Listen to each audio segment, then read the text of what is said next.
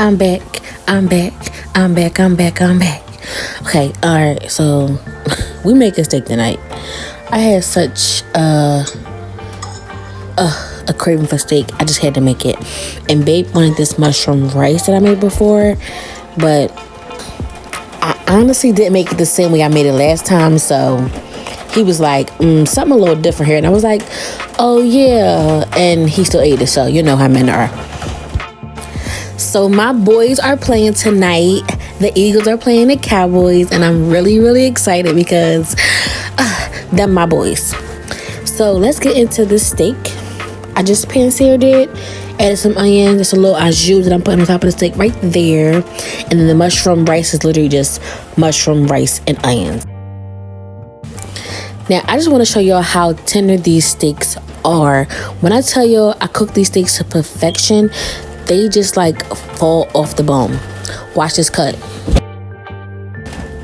Butter, baby. Do y'all see that?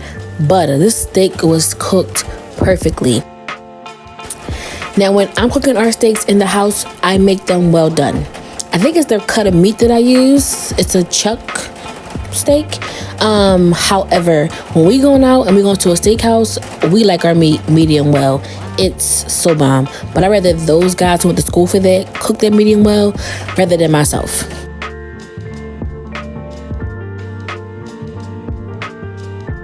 So here I just cut the onion in half and then cut off both ends of that half.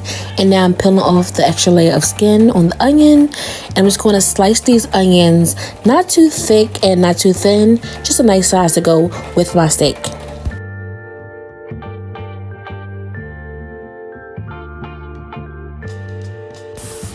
So in a pan with some heated olive oil, I'm going to add my mushrooms.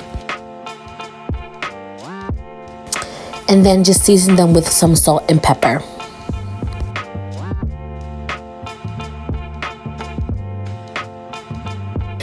Now, I can't tell y'all why, but this is really my favorite part of cooking. Moving the food back and forth in the pan, and I just think I'm doing something. I don't know why, but I thoroughly enjoy it. And here I am just adding some more olive oil so that these mushrooms really sweat down.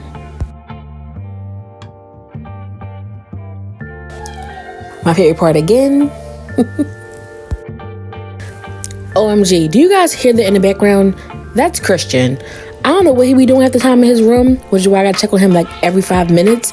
But he literally just be in there yelling and screaming. Is anybody else kids like this, or is it just mine? It can't be just mine, right?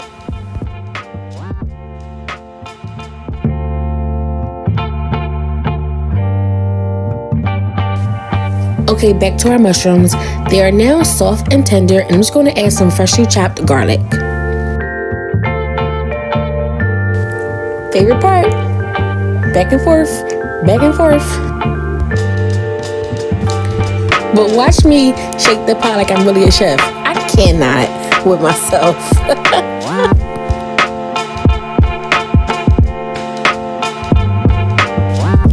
Okay, now we're going to remove all this goodness from the pot and try to get as much of the mushroom as you can, as much of the garlic as you can, because you don't want this to burn in the next process. As you guys can tell, I didn't do that good of a job because I got all that mushroom and garlic on the edge of my pan. Anyway, I added some butter to the pan. I'm just going to work that around. And what you'll see me doing is getting any drippings that were stuck to that pan, get all that flavor up from the bottom of the pan.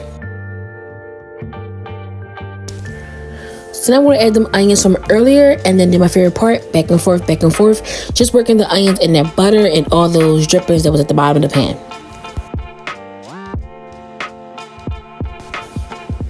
Here I'm adding my dried rice, and this is just so I can toast it. I'm going to toast it in that butter and that olive oil and those drippings and then the onion and get it like a slightly brown color.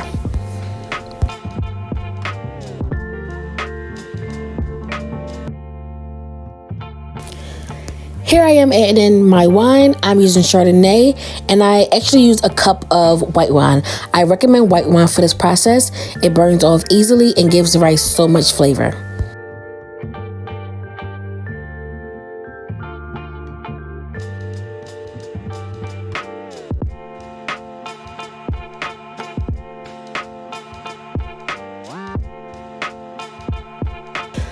Okay, so this next part is a process.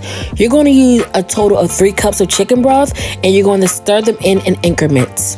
Here I'm using a half a cup measuring spoon, and I don't understand why, but I definitely use 3 cups in total. So what you're going to do is pour in a cup of chicken broth, let it evaporate, let that rice soak it in, stir it around, favorite part, and then you're going to add the second cup in. And you're going to do that until you have all 3 cups in your rice and it's fully cooked.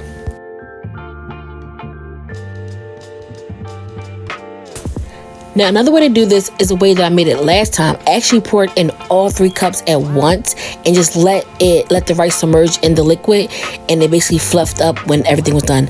Probably about 10 to 15 minutes.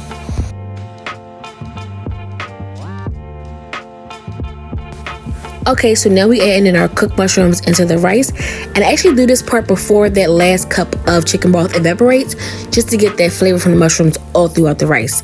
Now I'm going to put the lid on it and let it simmer on low.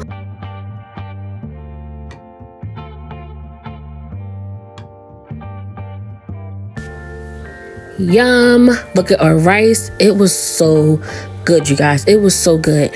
Remember I said Babe said it tasted different than last time? Well, this time I didn't add any Parmesan cheese. The last time I was going for more of a risotto flavor or risotto texture. This time I just really wanted some chicken broth flavored rice. So bomb.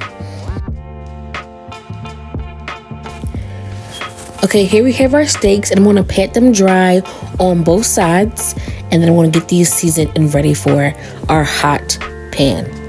Scalding hot, very hot, cast iron pan.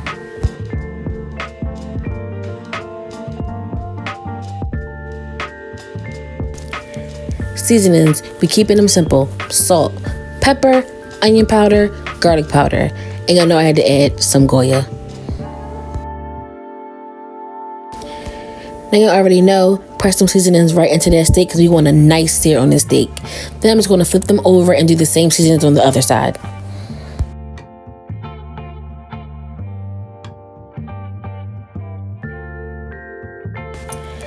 Now while I'm doing the other side of my steak, I'm going to have my cast iron pan heating up on the stove with some olive oil inside. Now if your fan from your microwave don't come on, your pan is not hot enough. I'm just saying. Hot pan, meat steak. Steak, meat hot pan. Put that steak in that pan and don't touch it until it's time to flip. I say about 3 to 4 minutes.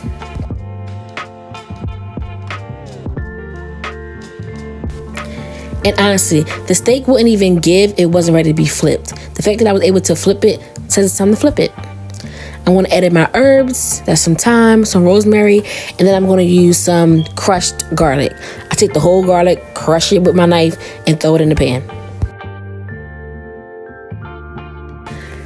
Another highlight for me when cooking, throwing that butter in this hot cast iron pan and getting it all melty is one of my guilty pleasures. I used to be terrified to cook steak because I would see people doing this and be like, oh, I don't even know. I don't know. But what? I make steak once a week now once I started perfecting this. I love basting that steak, putting those juices back into the steak, putting that butter and all that goodness back into the steak. It's just amazing to me.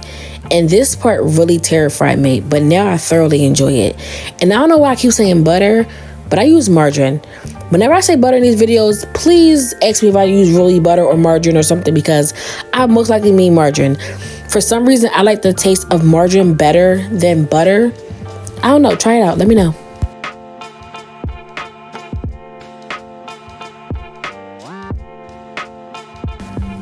Look at this fake professional basting the steak, forgetting to put the herbs with the butter so she can get all the herb buttery flavor onto our steak. See? I'm still learning too. Look at me, basting, throwing the butter on it. Like, what? This stuff is drippy, okay?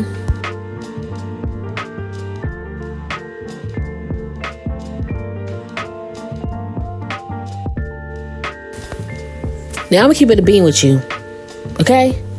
I may tell a joke, but I'll never tell a lie. My cast iron pan is not that big.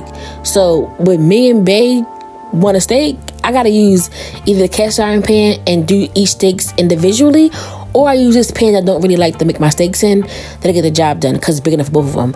But for this purpose, because I love a steak in a cast iron pan, I of course use the cast iron pan. And look at that. The pan is even hotter now because I cooked the first steak already. That this sear on this steak is even more better. Even more better? Is even better. More better? I don't know. I'm sorry. Is way different than the first sear that I had. And if you didn't know, if I didn't say it before, you're gonna sear the steak for 3 to 4 minutes on both sides. I add the butter and the herbs on the second minute of the last side. Does that make sense? I'm sorry, guys. I promise you I got 3 degrees in the certificate. I promise. But your girl talks super fast and she gets tongue-tied, and I'm trying to slow it down for y'all, but I honestly don't have it in me unless I talk like this, and then I sound not so well to myself and I can't be authentic. So I'm really, really sorry that I talk fast or my word might be mumbled here or there. I apologize in advance. But here's this chef again, basting her steak.